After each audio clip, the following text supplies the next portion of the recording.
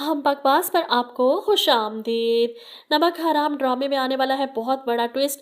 अस्मा को दिन ब दिन मुरीद पर यकीन आने लगा है। इसके बाप की हकीकत इसके सामने खुलती जा रही है। पहले अपने घर की मुलाजमा के मुंह से आधा अधूरा सच सुनकर और फिर 25 साल पहले अपने घर के माली से वो सारी हकीकत जानकर अस्मा मुरीद के सामने शर्मिंदा हो चुकी है और रही सही कसर अपने बाप को मलाइका के साथ देखकर पूरी हो जाती है।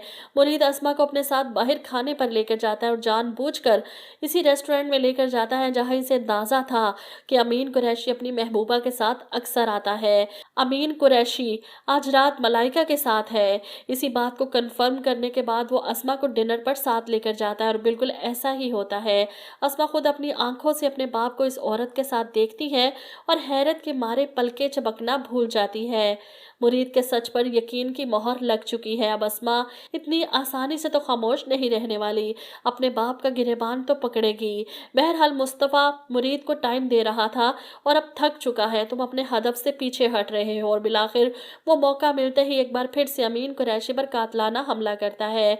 मुरीद एक बार फिर से इनकी जान बचाता है और इस बार वो मुरीद से कहते हैं कि अभी पुलिस में इन्फॉर्म करने की ज़रूरत नहीं और ना ही किसी फैमिली मेम्बर से। पहले मुझे अपने दिमाग के घोड़े को अपने माजी के मैदान में भगाने दो। अमीन कुरैशी सोचता है कि आखिर इसका ऐसा कौन सा दुश्मन है। हालांकि दुश्मन तो इसके सर पर खड़ा था। ऐसे में इसके दिमाग में मुरीद की माँ का ख्याल आता है और फिर ये सोच कि हो सकता है सबके पीछे मुरीद हो।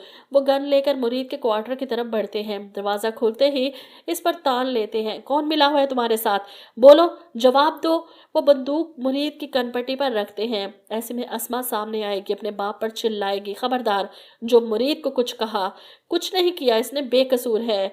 वो चिल्लाएगी, मेरे साथ जो कुछ भी हुआ ना वो आपकी वजह से हुआ। आप हैं जिम्मेदार इस सब के। आपके माजी ने मेरा मुस्तकबिल तबाह कर दिया।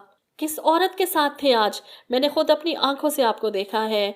अब यहाँ पर अमीन कुरैशी के सामने खुलकर बताएगी भी नहीं और अमीन कुरैशी समझ भी जाएगा कुछ तो ऐसा है जिससे वो अनजान है और हो सकता है मुरीद से हटकर इनका ध्यान मुस्तफ़ा की तरफ चला जाए और इन्हें यकीन आ जाए कि मलाइका का साबका शोहर मुस्तफ़ा जिंदा है और वही ये सब कुछ करवा रहा है। अस्मा के अगवा के पीछे भी मुस्तफ़ा था और इन पर होने वाले कातलाना हमले के पीछे भी मुस्तफ़ा ही है।